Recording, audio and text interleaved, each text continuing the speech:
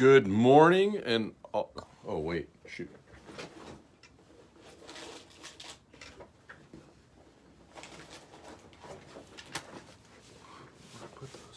Uh-oh. Well, here we go. I forgot my earbuds. Rookie mistake. Rookie mistake. Oh, shoot. Okay, hold on. All right. Whew.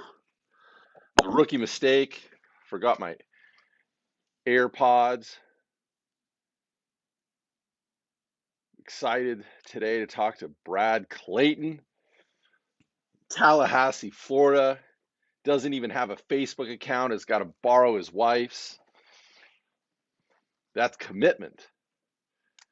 We're looking forward to it today. In case people are wondering, I'm having to do a lot of research on the book of Revelation, looking at Eugene Peterson's Reverse Thunder, looking at some other, the New Interpreter's Bible commentary, which I'm using as I guess it's a cell phone stand right now. Also looking at the Jewish Study Bible, the New Interpreter's Study Bible. Got all sorts of stuff going here. Good to see some folks here. Brad, okay, let me see if I can get you on here, Brad.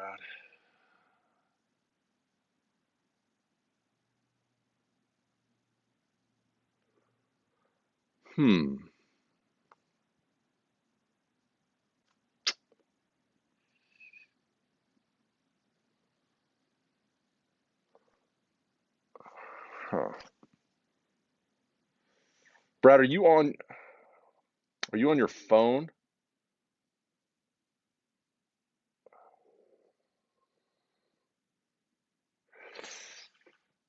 Brad, if you're I see you in the comments, but I don't see you as a viewer. We've had some trouble with this in the past. If you could log on a phone, I think it's easier to allow me to give you access. So see, is there any way you could get on your computer, Brad? I mean, sorry, on your cell phone or on Julianne's cell phone? I'm really sorry about this.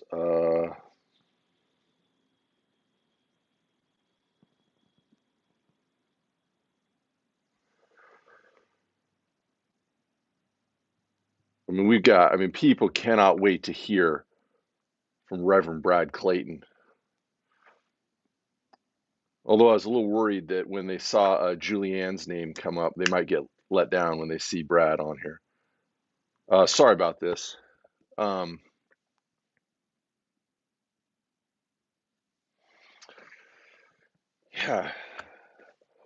For those folks that ever want to do Facebook Live and host, it's much better to do it from your phone. I don't know why they do that. I need to call my people at Facebook and kind of let them know. It's kind of getting in the way of our going live to the planet and using their platform. We might have to go to Instagram. It's good to see some folks on here signing on. We'll get Brad on here in a sec.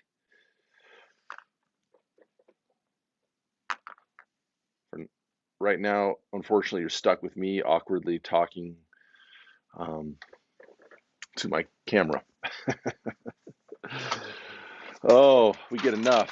So if you guys have questions for Brad, I know a lot of folks want to hear how he's doing. Maybe they've got specific questions. Feel free to put those in the chat, and I'll try to ask them as best I can as we kind of walk along and talk with Brad. Really excited to be talking with him. I do want to let you know I've locked in. Hola, Clara, good to see you. I've locked in our interview for next week. We're going to have Reverend Mary Cox with us. Really excited to talk with her. We'll be asking. I'm going to ask her about kind of her study of the book of Revelation, since um, that's what we're studying on Sundays for the next few weeks. And she spent a lot of time with the book of Revelation, so I think people would really love to hear from her. We're also going to ask what she's been up to now that she's retired. Just because you retire does not mean you're up to nothing. She is very busy, continue to do ministry. Just not getting paid for it. So we look forward to talking with Mary. If you do have folks you request us to do these interviews with, let me know. Send me an email. We'll schedule them. I've got some authors we're going to be talking to that have recently published books about the spiritual life. We've got some other folks that that we're going to talk to that we haven't seen in a while. So if there's folks that you would like us to talk to, please let me know. I would not like nothing better than to invite them on. It's a brief conversation, 20 to minutes to half hour, and we would love the opportunity to connect with folks and learn from one another. So we're still waiting, trying to get Brad on here. So bear with us for a sec. I apologize for this. Kind of technology is always an adventure.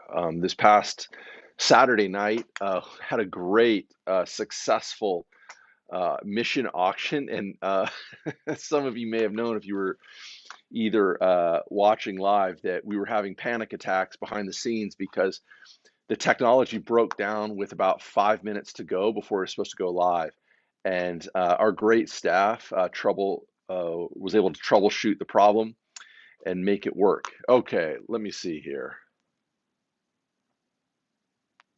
Oh, there we go. Brad onto the feed. All right. This is exciting. Okay. All right. It says adding. Hopefully our bandwidth is good enough.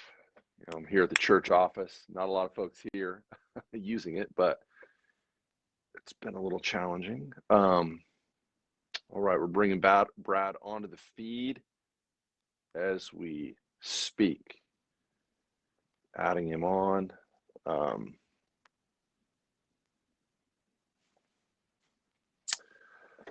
So good to see so many. Oh, he can't get his camera to work. All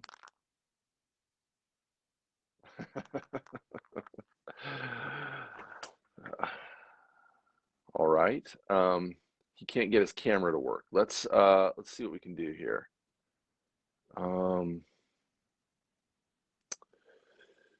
I think you have to give Facebook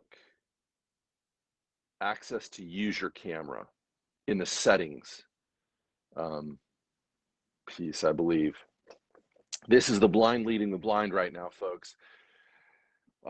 Pastors do not go into ministry to use technology, but that is the world we're living in now. So, okay, we're going to try to add him now. Good things come to those who wait, people. Come on. We got a lot of people praying right now. Brad, Brad, Brad, Brad, Brad. All right. Woo, here he comes. Can we get him?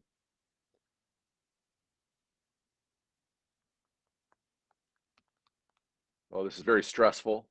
We're on the edge of our seats.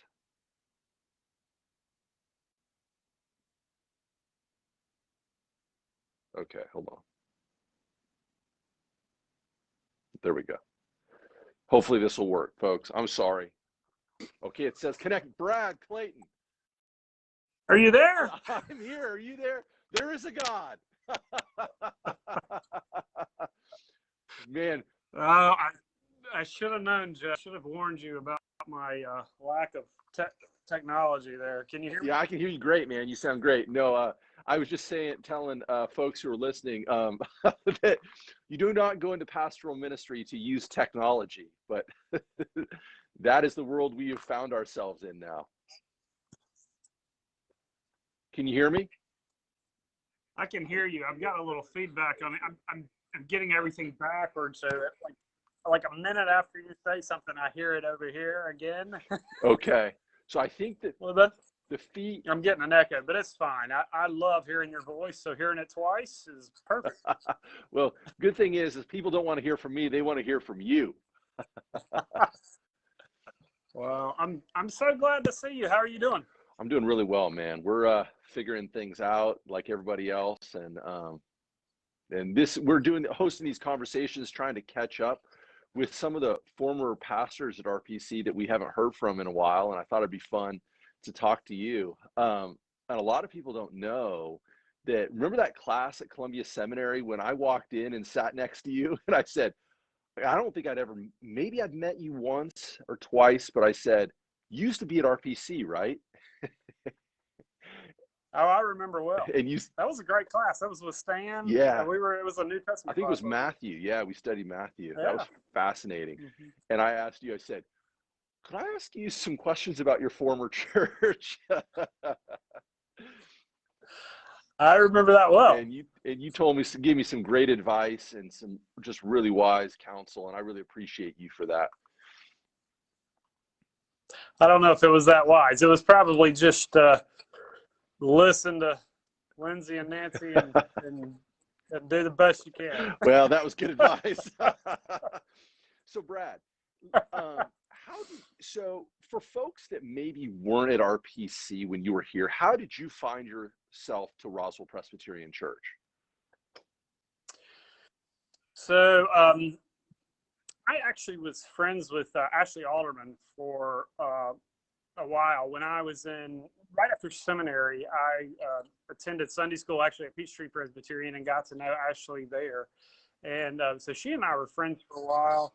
And I also obviously knew Lindsay from seminary. She and I went to seminary together, had some other just connections that way. And I was actually looking back at some old emails a while ago and realized that right after when I was looking for my first ordained call, I had, because of my friendship with Ashley, had sent an email to Lane. And I didn't know Lane at the time, but I just sent an email to him saying, hey, will you take a look at my PIF and see why nobody wants to hire me? And he was so nice and gave me some advice about my PIF, but that was kind of my first introduction to him. And then I finally did get my first ordained call to a church in Charlotte, and I was working mostly with youth there. And loved working there. It was a great church. It was a good church for me to get started. They were so good to me, but I knew I was more called to pastoral care, and the position opened up there at Roswell, and I think I sent my PIF to them and didn't hear anything back from a while. And then finally, I think Lane called me, and I had kind of forgotten about it. And Lane called me up, and for whatever reason, my first reaction is something's going on with Ashley. And then he told me about the position, and I was like, oh, well, yeah, I would still definitely be interested. I kind of thought you all had already filled it. And so I came down and interviewed with him, and yeah, I knew it was a great place and knew I wanted to be there. So that's so cool. I felt really God's hand in the midst of all that, and really had no idea years earlier when I had emailed him just asking for some advice about my PIF that I might actually be working with him one day. It was just trying to get some wise advice from him. Oh, that's interesting. Well, I've heard, and I don't know if this is apocryphal or not, but I heard that in your interview with the hiring committee, the APNC, that you said you weren't very much of a preacher. You didn't consider yourself much of a preacher. And I've heard that you grew a lot in your preaching capabilities and abilities. And I want you to know that you are one of the number one folks I hear the most at RPC talk about they miss your preaching. And they talked about what a gifted communicator you are. And actually, there are some pastors on our staff who still listen to your sermons down there at Faith for devotionally on their dog walks and things like that. So how did you grow in your kind of abilities as a preacher? I think it's kind of like Samson's hair. I have great hair, and that's a big part of it. You're so nice to say that. I appreciate it. You're a great preacher too, by the way. So I feel kind of silly kind of talking to you about this because you're such a great preacher. I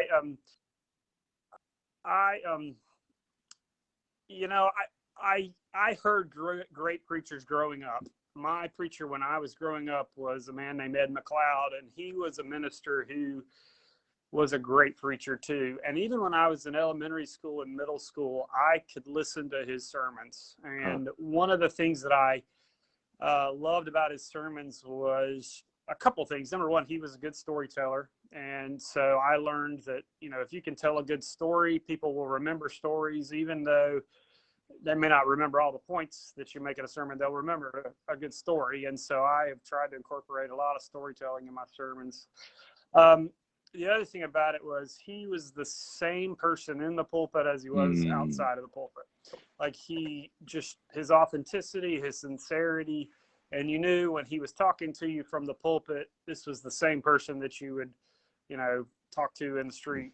He was not trying to put on airs or anything like that, or perform, so to speak, maybe, although, there's times when maybe you feel like you have to use some rhetorical devices and things like that to get your point across. He did it very well. And so as I was growing and learning and deciding I wanted to be a minister, I still actually go back to his sermons and listen to his sermons. He's not retired yet. He's working at a church in Raleigh, North Carolina, and he would not be happy with me saying he's not retired yet, but still is somebody that I look up to. And even now I will go back and listen to some of his sermons because they just were very meaningful to me.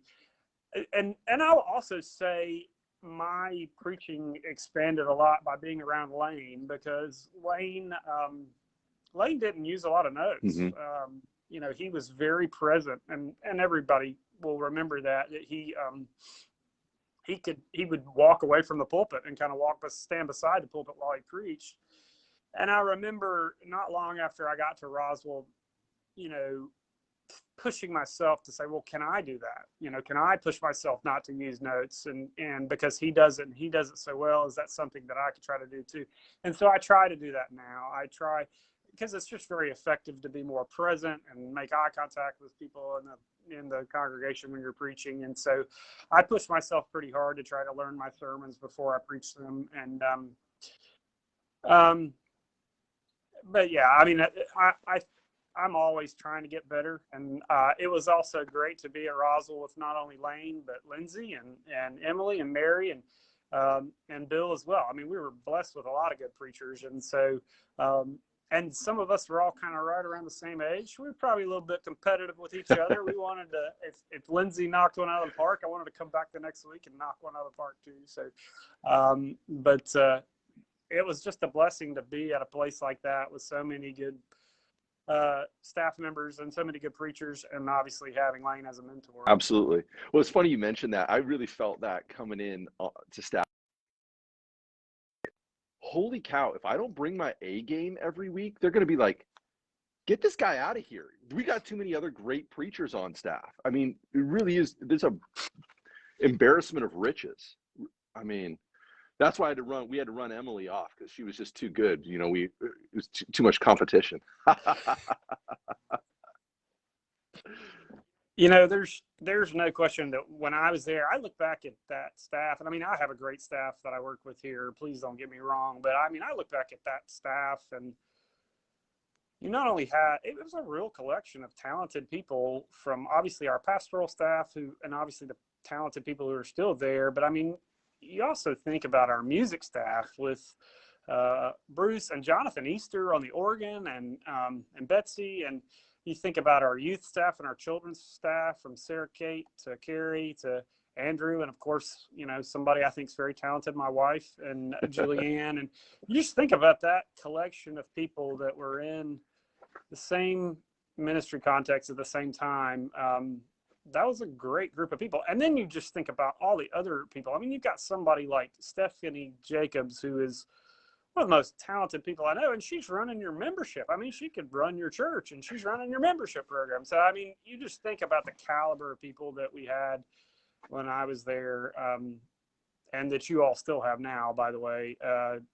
That was a remarkable thing, and not something to take for granted, for sure.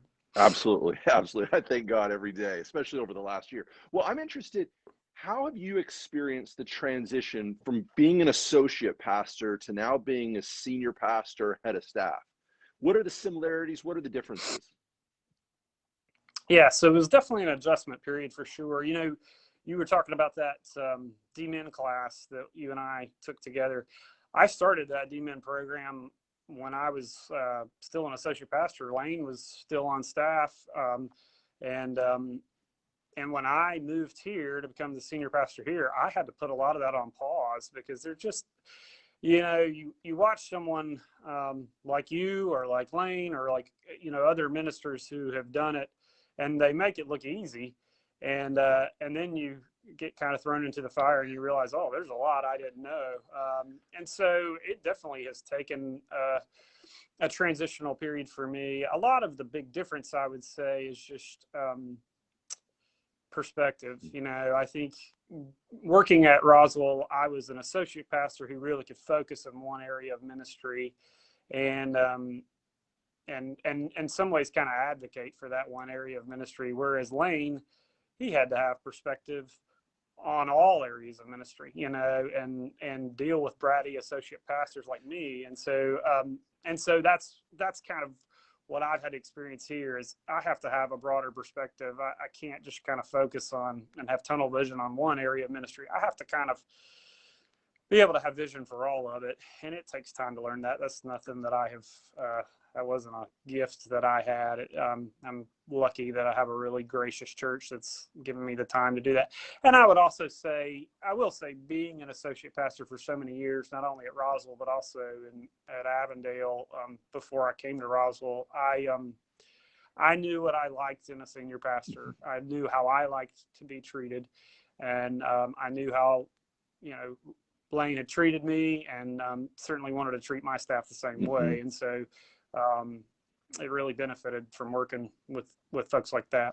Yeah, to have that model and mentorship is really invaluable. I kind of feel the same thing. I served under Scott Weimer at North Avenue Press for so many years, and I think I was like, I need to call him and say sorry for all the times I took for granted, like his leadership, and him taking a lot of flack that I probably gave him unnecessarily. 100%. Yeah. By the way, I don't know if you're using a filter or something. You're looking tan, man. What you been up to?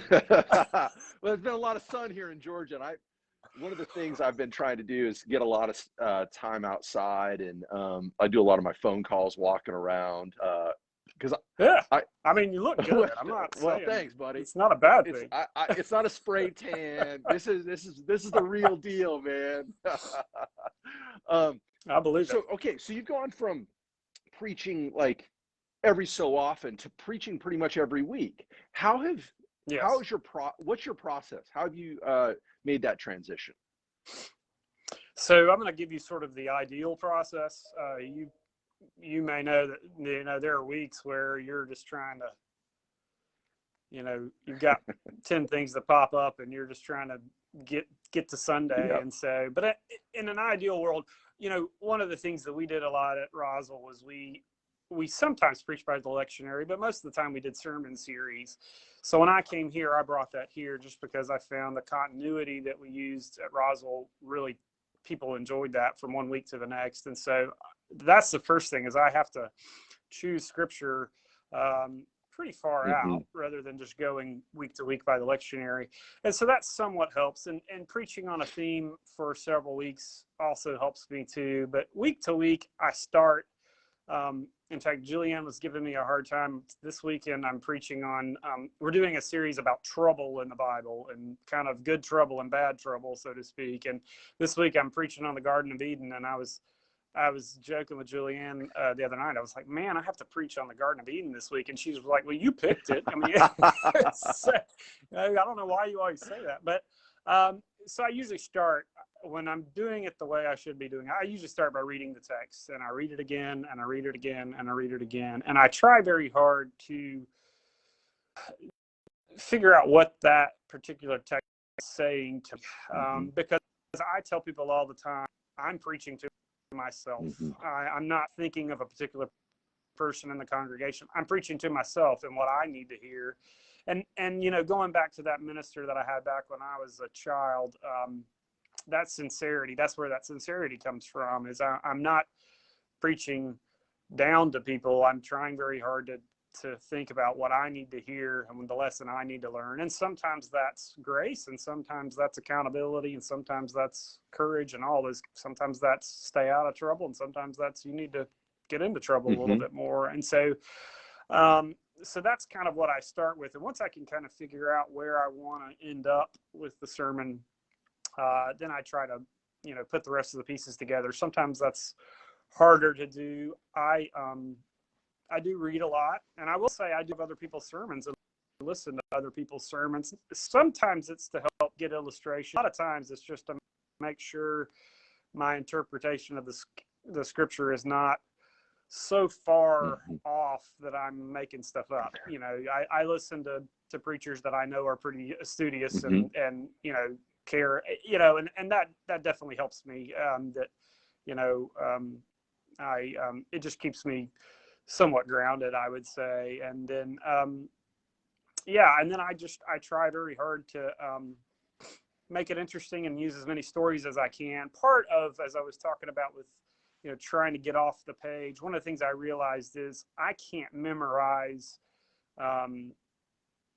points very well or paragraphs very well, like rote memory. But what I can memorize is stories. You know, I have the ability to, and have grown in the ability, I would say, to tell a story. And even though if I don't get all the details, I can kind of tell a story and get my point across and remember it without having to like really memorize it, so to speak. And so that has really helped me get off the page, is to be able to tell more stories. And so I do tell a lot of stories, and sometimes they're, you know, I can look at people's faces out in the congregation and they're like, what in the world is he saying here? Sometimes they don't fit together at all. But, you know, usually what I find is those stories kind of grab people's attentions. One of the things I've learned recently is that I've told so many stories now, people are starting, they don't remember them. And so I will ask my associate pastor, I'm like, hey, have I told this story before? And she's like, I don't know. You tell so many stories. I don't know what you've told. So I've gotten to the point now, I've been here almost 5 years. And so I've gotten to the point now where every now and then I'll throw an old story in that I remember. And some people remember, but a lot of times people are like, oh yeah, that was brand new. I was like, not really. I told it 3 years ago. That's fine. Yeah, that's good when people forget. Yeah, and I hope that, I mean, that's kind of what it is. And when I do get stuck, and I definitely get stuck writing sometimes, I try, you know, the best thing to do is always go back to the scripture. And, you know, if I'm trying to figure out an answer of where to go, usually going back to the scripture and reading the scripture again can kind of help me figure it out. But I also, my wife edits, she listens, and well, she reads every one of my sermons, and she tells me, you know, this is way off base, or I don't really understand where you're going, or she'll tell me, no, that's good. And so I'm also really blessed to have a really gifted writer in my own house who can help me with that. Well, that was one of my questions, is because Julianne is known as a great communicator in her own right. I think she spoke at a youth at RPC youth retreat or extreme in the last year or two, and just was everybody was just like thrilled to have her back. And I was wondering how you rely on her and her input to kind of help you refine and come up with material. So a lot of time it kind of in two ways. Number one, when I'm really stuck, I will just tell her, this is kind of the point I'm trying to make. Help me think of an illustration. And she will either come up with something from her own life, or she'll come up with something that she's heard. And I may not use that exactly, but it just kind of gets my, you know, my creative juices flowing. And so it's really nice, again, to have, and she knows me well enough now where she knows kind of what I'm aiming for. And then she also, like I say, I trust her judgment so much that when when I finish a sermon, I will still, even though I try to stay off the page, I write it out, pretty much word for word, and she'll read it, and she'll let me know, just kind of having her stamp of approval just gives me so much confidence. Mm-hmm. And sometimes I think she probably knows that that's what I need, and so she'll just say that's fine, and more than really being inspired by anything I've written. Uh-huh. But I mean, she does give me so much confidence because I trust her ear, and so yes, there's 100% that helps a lot. So she helps me with ideas in the process, and then she also kind of helps me just with the confidence to go out there and say it when she's read it first before anybody else has heard it. Yeah, that's invaluable. Now, Julianne has a podcast. What is her podcast, in case people want to tune in and listen? It's the Remind Her. Yes, it's called the Remind Her. Okay. Remind Her, Her, and it's kind of a play off a reminder. And you can get it on Apple Podcast. And she also has a website, JulianneElaineClayton.com. And you can find like a link to it on there, I think, too. And if you don't do the Apple Podcast, and it's on some other platforms as well. But as we've already established today, I'm not the right person to tell you how to find it. But definitely you can look up Remind Her or Julianne Clayton, and you can find it. And she does a wonderful job. She's been taking a master's degree. She's been working on a master's degree, and she's always been a good writer and a good speaker, but I would say even more so since she's been working on this master's degree, she's been able to kind of touch a whole new level. And so I listen to it every week. It's great. I also you may want to have her on sometime and talk to her. She records in a closet in her house. Oh, wow. And my job during that recording time is to keep the animals quiet. So I'm usually, when you listen to her podcast, you can remember that while she's been recording that, I was in the back bedroom keeping the dogs from barking. Which is not easy all the time. It is not easy.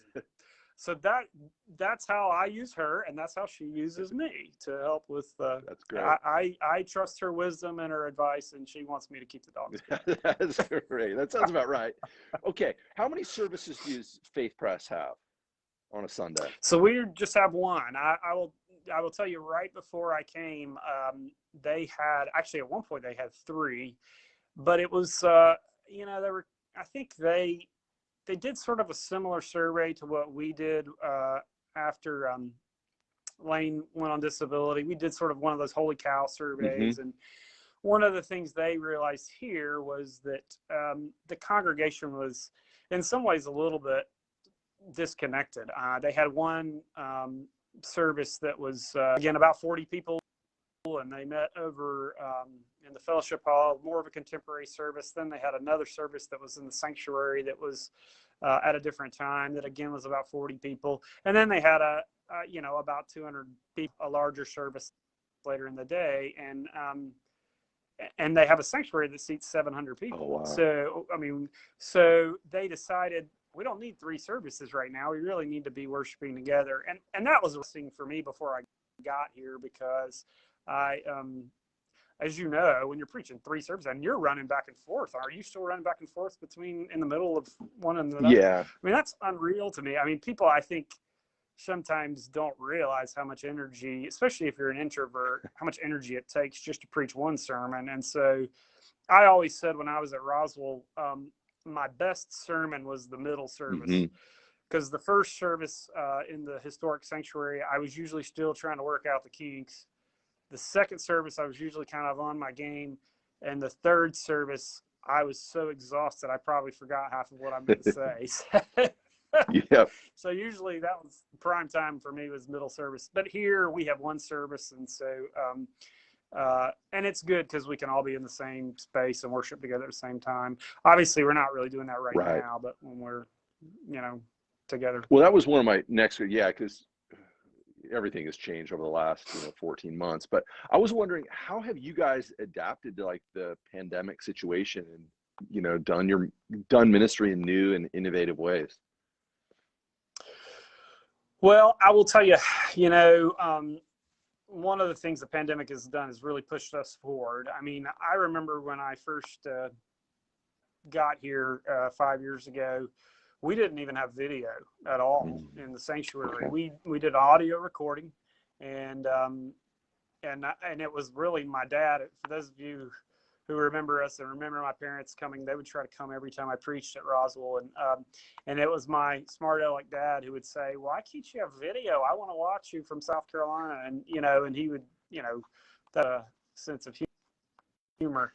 But I remember trying to ask about that with some of our staff who work on the sound and do those kind of things. Is there any way we can get video? And it's just, oh no, it's too much work, and we have to, it was tough, and we tried it, and just not a lot of energy for it. Well, necessity being the mother of invention, as soon as we realized we weren't going to be able to meet in person, we bought 4 video cameras that are all stationed across the balcony, and a new computer. And now, we will be online for the foreseeable future. I mean, even after we come back to quote unquote normal times. I mean, and so it's really pushed us forward in that regard. The thing I learned about myself with this whole pandemic is I was not given the spiritual gift of prophecy, because I have so many times said, "Oh, we'll be back in 2 weeks, 3 weeks," and we're still not fully back. And so I've learned now, just you have to have the ability, especially during times like this, to live in the moment a little bit more, and be, to plan ahead, but also be willing to adapt. And I'm not always good at that. But we've had to learn how to do that, and our church has handled it, I think, as well as we could have. We've done fairly well, as far as sticking together. We ended up doing an Easter worship service outdoors. We have, I will tell you, we have come back with reservations. You have to make a reservation with your family to come and worship in our sanctuary right now, because we want to try to make sure people can have space for social distancing. But we didn't want to do that for Easter, and so we have a nice, beautiful campus here with a lot of pine trees and things like that. And so we did an outdoor service for Easter, and just seeing the look on people's faces who had not been able to worship together in so long, you could just tell how much they missed each other. And we had a great crowd. It was a beautiful Sunday, and we were really, it was not too hot, for Florida. So, but you can just tell how much people still feel connected to the church and are still plugging in even now. So, That's great. But, I've seen some of the stuff you all are doing. Y'all are doing a wonderful job too, by the way. I'm just always impressed by everything you all do. But, Well, a lot of that just starts with the quality of people working right. there. So. Well, I can take zero credit for that. It's just everybody has figured stuff out, and it's been pretty amazing. I did want to tell you, John Perry, our director of music, who leads the choir, who followed a phenomenal. But John was telling me, when he did his master's at FSU, he did his senior recital in your guys' sanctuary. And he just said, what a great legacy and ministry to have. And actually, we've got some young people who are graduating from high school who are going to Florida State. And I think they and their parents feel a lot better about FSU because, Brad and Julianne are around the corner. How close are y'all to FSU? We're a few miles. We do have a good UKirk there. Our church is very well connected with. In fact, our current associate pastor used to be the UKirk pastor. Oh, cool. Emily Durham used to be here at Florida State, and that was really cool for Julianne because she connected with Emily when she came down here. And so, we'll have to keep an eye out for the other folks as well. But we have a good relationship with Florida State, but we'll sporadically have a few students pop in, but we're we're a little bit further from campus than Right. A couple of the other churches, and so we do. They have a wonderful music program. Yeah. You know, speaking of John Perry, and so we do use them a lot for musicians and things like that. We do have a really, you know, we're able to get quality worship leadership and music because of Florida State. Mm-hmm. There's no question that. That's awesome. Well, Andre Thomas just actually retired a couple of years ago, but we were really lucky to have him come and speak and do a few things here at our church. And you know, that's the kind of quality of folks they have. They have a great music program. That's fantastic. Well, as we kind of wrap up here, what have you been reading, listening to that's been enriching for you spiritually lately? Yeah, you know,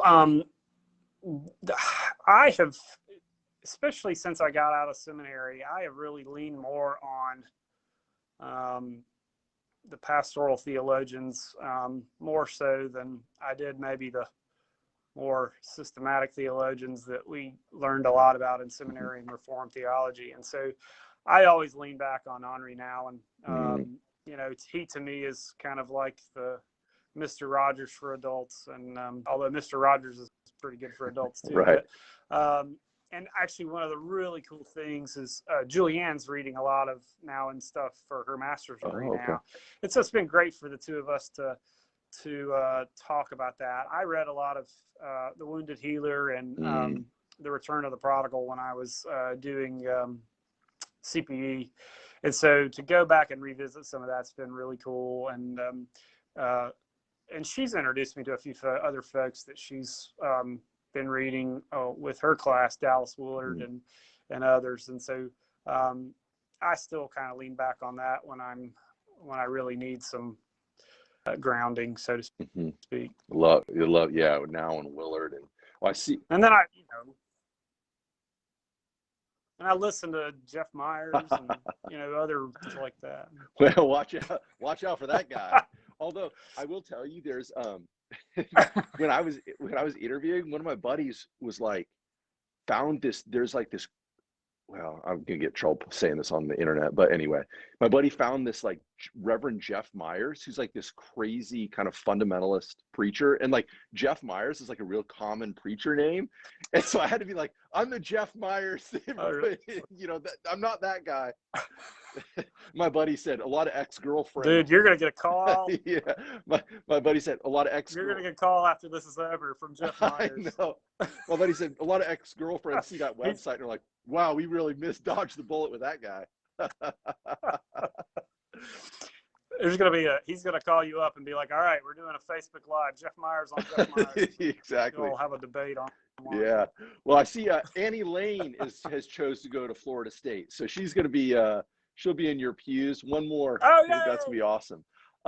Okay, so as we kind of wrap up here, where do you see God leading you and Julianne over the next few years? And how are you going to be growing, developing? What do you see in the future? Yeah, I mean,